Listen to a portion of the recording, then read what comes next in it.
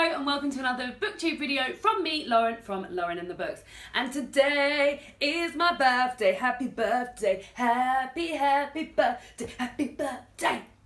Today isn't my actual birthday, it's Wednesday, but for that level of energy, you would believe it was my birthday.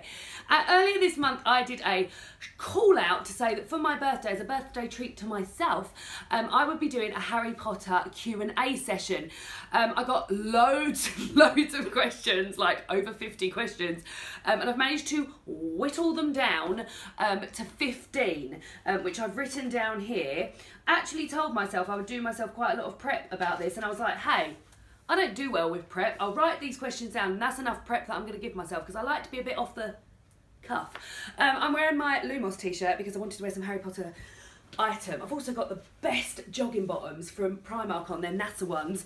They are just so comfy, and I've got red lipstick on. I'm just in my element. I've got red lipstick on, I've got my NASA bottoms on, I've got a long sleeve top on. David's out. That's not in an element. I love it when David's here. It's nice lighting in here. It's warm. Oh, it's just lovely. So I've got 15 questions to answer here. If I don't answer your question, I do apologise. Write it in the comments and I will get back to you in the comments. I just had to whittle it down to 15 because otherwise we'd be here forever. I mean, I would love being here forever, but I'm not sure anybody else would. So we will start with question number 1, which is from Bilingual Bookworm, LO. And she says, how has Harry Potter influenced me? Harry Potter has influenced me in ways, oh my God, this pillow. I wish this chair was more... There we go. It's just that pillow just doesn't allow me to get the purchase that I need upon this chair. How has Harry Potter influenced me? Harry Potter has influenced me in so many ways. Like, there is probably not a day goes by that I don't mention Harry Potter in speech. Like, when I open doors, I say hello, Hamora. Like, I think about it. I think about the characters. I think about it all the time. So it's always going on in the old brain box, but also like, so it really has like enhanced relationships of mine, relationships that I would be having anyway, but now like the fact that we've got these particular relationships, we've got Harry Potter in common, it just makes them even better than they are. So for instance, my dad and I both love Harry Potter and we talk about Harry Potter all the time and we have little Harry Potter in jokes and do a little spell and things like that, and that's just wonderful. My best friend Emma, who is in a video, my book chat with video that I filmed that went up on Wednesday, I'll link that down below. She loves Harry Potter, and our entire like childhood we grew up with Harry Potter, and we spent a Saturday night queuing up to get the new Harry Potter book, and it's just influenced me, and I really feel like it's made me the person I am today. I'm constantly thinking when I meet people, what house would they be in Harry Potter? What would their patroness be? And things like that. It's just constantly in the back of my mind. And until I was sort of addressed it and thought, how much has Harry Potter influenced me, which I have thought about before I got that question, I was like, bloody hell, a lot. I just adore it. I really love it. Like, as I said, I grew up with Harry Potter. I was roughly the same age as them. So when the first book came out, I was in year 6, so I was 11. So I was a little bit sort of just, I'm slightly older than the Harry Potter crew. But I just grew up with those guys and I love it, and it just means so much to me and it's really influenced me. So that's question number 1. Question number 2 is from Nicole M. Corbett. She said, if I had to pick a career in the Harry Potter world, what would I be? Now this is one when I wrote down, I thought I'll have to give that some good thought, because I think a lot of people would just say aura. I am quite brave, but I don't know if aura is the way that I would go. I like cooking. I think maybe like something at Hogwarts. I like community. I work at a hospital in real life, and I like the community of working in a hospital. So maybe something like in the school, like to work in like a school community. I would like that. I don't know if I maybe teacher material. What else? I love cooking, so something to do with food maybe. Maybe it's some like proper bomb diggity Harry Potter magical restaurant. I could really smash it out. I'm pretty good at cooking. So maybe like that would be enhanced in the Wizarding world. I'd be able to just like make amazing things. Maybe I could be like leader of the house elves in the Hogwarts kitchens and do all the cooking. Maybe something like that. That's a good thought. I'm gonna have a proper think about that. Probably should have done that before this quick Q&A session, but hey.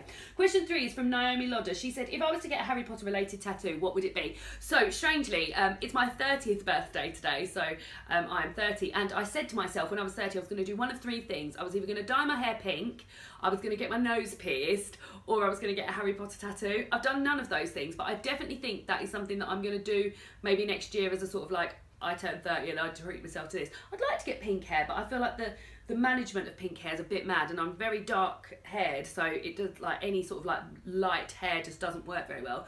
So I probably would get a Harry Potter tattoo. What I would have, I don't know. They have I've seen like thousands of Pinterest boards of nice Harry Potter little small tattoos, and maybe I would definitely get like a small one somewhere, probably somewhere that's not exposed. I already have a horseshoe tattoo that I got here in my youth when I was visiting Ireland one New Year. I've got friends in Ireland, and this was done in Northern Ireland actually, and it's Enniskillen. They had a beauty bar there, and they were like, oh, you can get a temporary tattoo here if you like, and I paid for a temporary tattoo. They told me it would last 3 to 5 years.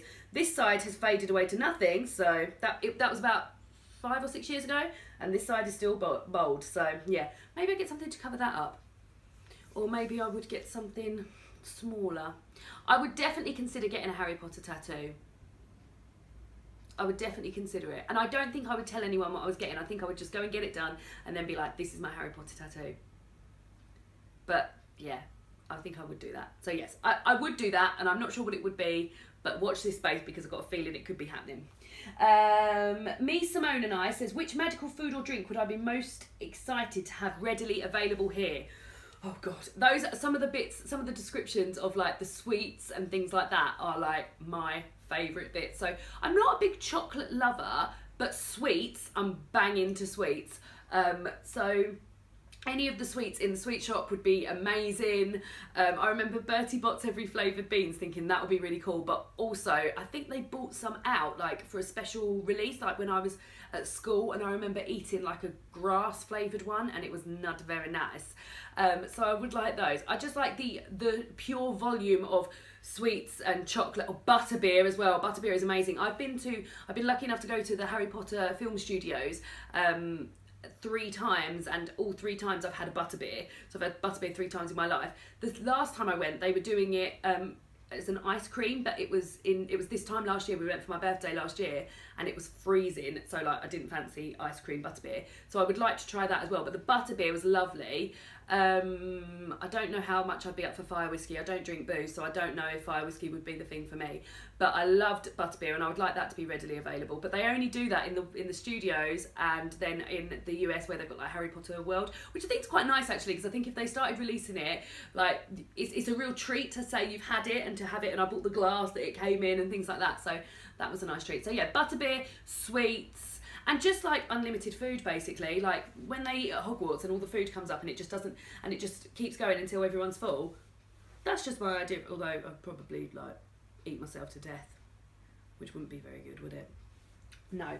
So Mercedes, my lovely pal Mercedes, has asked me 3 questions. The first question she's asked is, what would be my favourite and least favourite subject?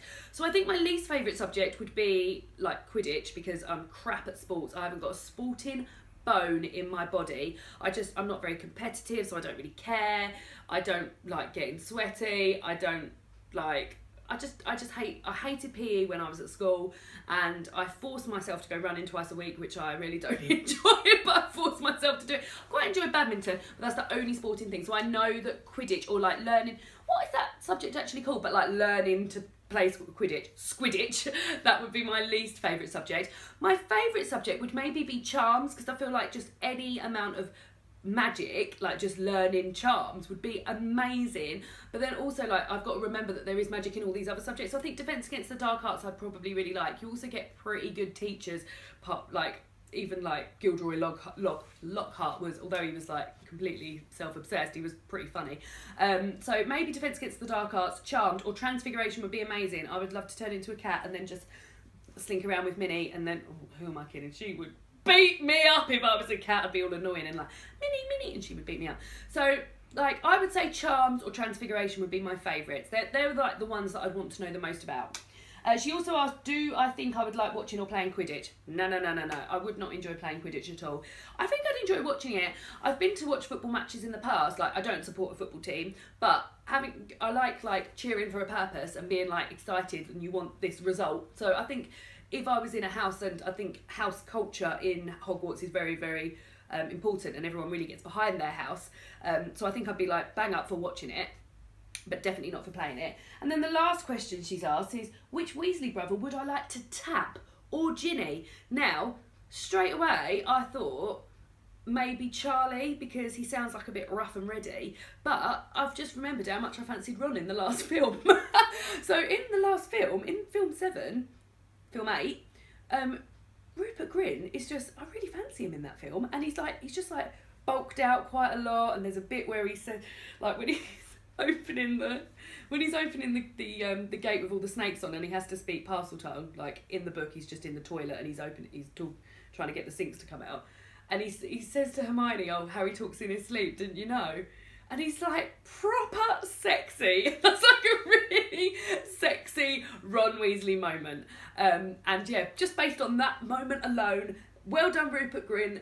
I would tap Ron all day long. Although I do very much like Ginny. I don't like film Ginny. In the books, I loved Ginny. Ginny is awesome in the books, but in the film, I think film Ginny's like a bit of a wimp. She's just a bit weedy, and she's not like that at all. She's like a proper good old girl in the book. So yeah, book Ginny I would tap, film Ginny no tap, but big tap, Ron tap. Okay, so the next question is from Read Between Lines, and it's, if I could change 3 scenes from the entire series to be more to my liking, which scenes would I pick and how would I change them? So I wouldn't pick 3 scenes because I love Harry Potter, and like when you start mixing with things, like it just takes away from it all the bits that I love. So although oh, by the way, there's going to be some spoilers here. So like, seriously sad that Sirius died, that Dumbledore died, that Remus and Tonks died. My dad never got over Remus and Tonks dying, but like I feel like you can't really mess with that side of things. So the things I would change is the last ever scene where they're at the train station and they're older and they've got their kids. I felt like that was a bit unnecessary. I don't feel like I needed that. It's particularly in the film when they all look bloody terrible, and like I don't even know, they look like they'd gone to like the Lauren Crockford School of Aging People, and that someone off the streets had just done their aging makeup because they just look terrible. So that I would probably be rid of, but I wouldn't be able to pick 3 scenes, and I wouldn't want to mix too deeply with it because I think like everything I love about Harry Potter is because of the perfect way it was done. So probably the last scene, but apart from that, not much else. So Francis Taman has given a question, which I bloody love this question, it's amazing. It says, if I could reread the books from a different character's perspective, which character would I choose and why? So first, that is an amazing question, and I love that question. So the first person I thought of was like Snape. I would love to hear it from Snape's point of view. Like, firstly, from an adult perspective, I think the whole book would be told completely differently, and you'd get a lot more focus on other things than you would them hearing it from Harry's point of view and things like that. So I'd love to hear it from Snape's point of view. The fact that he was ultimately like, he loved Harry and he was protecting Harry all throughout, even though he looks like he hates him. And I'd really like to hear some of that internal monologue that was going on inside Snape's head when he was doing the things he was doing. As I said, I think you'd hear different details from an adult point of view, so I'd really love to hear that. I also thought of Dumbledore. I would love to hear it from Dumbledore's point of view. I love Dumbledore. He's one of my favourite characters. So just his wiseness and his good heart, and I feel like you would again hear different details from him, and I just think that would be amazing. So in terms of like really small characters that you don't really hear much about, I love Lavender Brown. I really love her. In the books I love her, in the films I adore her. Jessie Cave does an incredible portrayal of Lavender Brown. She really brings something to a sort of like character that could have otherwise gone a bit unnoticed, and just how obsessed she is with Ron, I just love that. So I feel like it would be really nice to hear from like an outsider character, but someone that sort of knows Ron and Hermione and Harry, but not like is really in there. So I feel like Lavender Brown would be a great one. So yeah, Snape, Dumbledore and Lavender Brown, but I would love to hear other people's thoughts on this because I just think that's such an amazing question. So if you've got any, so if you let me know in the comments what perspective you would like to hear Harry Potter read from. I think that's an amazing, I wish J.K. Rowling would do that. I would love that, even just like a perspective, even like one chapter from somebody else's perspective. I would love to hear it. It would be amazing. So question 8 is from Aaron Meakin, who I know in real life. Hello, Aaron. He said, who would win in a fist fight, Harry or Ron? And do they win by knockout or submission? So, I think Ron's got it in him. I think Ron has got it in him. and I think Ron could one hit smash Harry, because Harry is a bit weedy, isn't he? Ron's a bit, in the books, Ron's tall and lanky, but in the films, like, Ron is like, we all know I think he's sexy. Ron is like a bit bigger built, so maybe Ron and maybe Knockout. Good question. Number 9, Emily R says, how do I feel about the casting of Dumbledore? So I also discussed this with my friend Emma. I told you we talk about Harry Potter quite a lot. And I really loved the casting of Michael Gambon. So after Richard Harris died after the second film, when they brought in the new Dumbledore, I feel like I was too young to sort of like fully be, I was just enjoying the films at the time. But I remember seeing the trailer for the Goblet of Fire and Dumbledore being like, "Whoa," and being in Michael Gambon like being Dumbledore, and thinking, fucking hell, yeah, that is Dumbledore. So I feel like Michael Gambon does a really good job. Now I know there's some people who are much keener on Richard Harris. I thought Richard Harris was good, and I thought he epitomised the sort of like kind old man. But I also think that I don't know how Richard Harris would have got on in the further films when we see a sort of different side to Dumbledore. And I thought Michael Gambon did an amazing job. So I prefer Michael Gambon, but also think Richard Harris is very good too. So Brittany Hammond says, which house would the Sorted Hat place Minnie? I think she'd be a Slytherin. She's sleeping at the moment, otherwise I'd get her over it. She's really snoozy. She's been a lovely little girl. I think she'd definitely be a Slytherin. She's quite self-centered. And she sort of likes to do her own thing, quite ambitious in terms of like getting her dinner on the right time and not wanting to be stroked when she wants to be stroked, driven. I think she'd be a Slytherin. Rachel Gold says, what are my thoughts on the illustrated Harry Potter books? I've got 2 illustrated Harry Potter books. Obviously there's only 2 at the moment. I got Harry Potter and the Philosopher's Stone, which Emma bought me for my birthday last year, and David's mum was kind enough to buy me Harry Potter and the Chamber of Secrets last month, because she's an absolutely wonderful woman. I have read that one and I adored it. I've got this and I haven't read it, and I'm going to be reading. I like to reread the Harry Potter books every year, so I will start and I will read these 2 back to back next year. But I've tried not to look too much into this because I like to be surprised by the pictures as I go. I really like them. I think the illustrations are brilliant. Is it Jim Kay? It is Jim Kay. Jim Kay does a great job with the illustrations, and he's really like pulled out some great some like out of my brain. I was like, oh yeah, Hagrid's hut probably would look like that. Hagrid's hut is a particularly favourite of mine, and also Diagon Alley. I love all the shops in there where they have all the shops at the bottom and then the small bit of text at the top. I love that. I think they're great. I really, really like it, and I can't wait to read the second one. Look at how bashed up this one is compared to this brand new one. I think it's a great idea that they're bringing out one every year. I really, really love them and think they're great gifts as well. So if you've got anyone that loves Harry Potter, I'm sure they already own them. But I think they make them more accessible to younger children as well. I think younger children would be a bit maybe put off by a book that didn't have any pictures in. Not like, so when I read them I was like 10 or 11, but I think maybe below 10 they'd be more inclined to read them because they're like that, and to read them to a child with the pictures, oh, that would just be the dream, wouldn't it? So I really love them. Sophie Wallace says, do I like what they're planning on doing more in the Harry Potter world? For example, Fantastic Beasts and Where to Find Them films, or do I think they should leave well alone? I haven't seen Fantastic Beasts and Where to Find Them. We are going with my family in a couple of weekends' time for our Christmas day out. Going to have a Nando's too. I really like that there's more Harry Potter. I love Harry Potter and I would always have more Harry Potter. All the time it's being done well, I'll have it. So yeah, I really, really like it very much. Monica Hera says, who are my favourite characters? So as I mentioned earlier, Lavender Brown is one of my favourite characters. I really love Lavender. I really like her in the books, but in the films I just think she's amazing. I love Hermione. Hermione is like my favourite character. I just adore her. I really like Sirius now as an adult. When I was reading Sirius when I was younger, I was a bit like, oh, I don't know if I like this sort of like confident man who's like bossing Harry around and trying to get him to do the things he wants to do. And now I really like him and feel like a little attachment to him. Professor McGonagall is also a character that I absolutely love, and having read the Harry Potter short stories that that J.K. Rowling recently released, you get to find a bit more about McGonagall's backstory, which I absolutely loved, and I just loved reading about McGonagall. So also McGonagall, I loved her. So those are my faves. We're on to the last two questions, guys. Well done if you've stayed with me this long. Thank you for entertaining my Harry Potter question and answer dreams. So the second to last question, the penultimate you might say, is from Leanne Rhodes, very dear friend of mine. Mwah, love you, Leanne.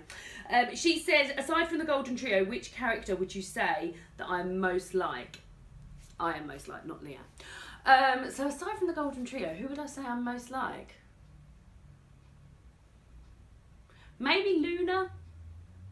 I'm a bit mad.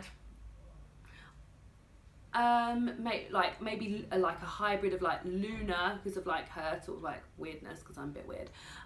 Lavender because of her sort of like her not obsession with Ron, but like she just wants Ron. Like she's so cute and she just wants Ron. And who else? Mix it with a bit of bit of Crookshanks, grumpy face Crookshanks. So yeah, maybe those guys. I don't know if I'm much like any of them actually. Like yeah, they're all such good people, aren't they? But I'm not like, yeah, I don't know. Well done, Leanne. Who do you think I'm most like, Leanne? Tell me. And then the last question is from my beloved Simon, my booktube husband. Although he tells me he's going to be booktube husband and wife with Mercedes. At Savage Reads, he says, if I was prisoned in Azkaban, which 5 characters would I most want to be locked up with? Which is a very good question. Ron, for eye candy. Dobby, to go and get me food and stuff. And also, like, because he's lovely. Not Harry, because he's a stropper. Hermione, for, like, she's who you want to be with in a crisis. Not Fred or George, because I think they're too much in a confined space.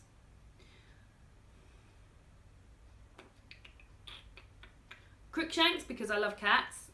And if I can't have Minnie there, then I would have Crookshanks there. One more person. Maybe Molly Weasley. I really like Molly Weasley. She's another favourite character of mine, actually. I didn't mention her. And also, I think I'm quite a lot like Molly Weasley, actually. So maybe Molly Weasley. So the 5 I would go for. Ron, Dobby, Hermione, Crookshanks, Molly. I'd have to fight Hermione for Ron though, wouldn't I? Hermione would win. So that is my questions and answer session to do with Harry Potter. Thank you so much for everybody who sent in Harry Potter related questions. I really, really appreciate it. I really had been wanting to do this for a long time, and I was like, I'll do it for my birthday as a treat to myself. And I was really hoping that I'd get loads of questions. And as I said, I've got over 50 questions. So if I didn't manage to answer your question, please write your question in the comments below and I will try my best to answer it down there. And also I want to see some of your guys' answers to some of these questions, particularly the one about what perspective would you like to hear the Harry Potter books told from. I think that's really, really a good question. So that's it. It's my birthday. I'm 30 now. Do I look 30? I don't feel 30. When I was younger, I feel like I thought 30 was really old, and I don't feel like 30 is very old anymore. But I have started getting, because this is filmed on the Wednesday before, so I'm still 29 at the moment. And I've been getting like a few birthday cards and things like that from people I won't be seeing for my birthday. And one of them had happy 30th birthday on. And I put it up on the side and I was like, oh, that 30th birthday card belongs to me because I am going to be 30. And I was like, whoa. So yeah, that did feel a bit weird. But I'm really like, this sort of age, I feel like I've got my shit together. When I was in my 20s, I was like flailing a bit. And now I feel like 30, I feel like I know where I am in the world. So that's it. And you got a little bonus thing of hearing me talk about what it feels like turning 30. So thanks so much for everybody who sent a question, and thanks for sticking with it this long. I think this video is gonna be like fucking 40 minutes long. Thank you so much for sticking with it, and I will see you all again soon for another booktube video when I'm 30.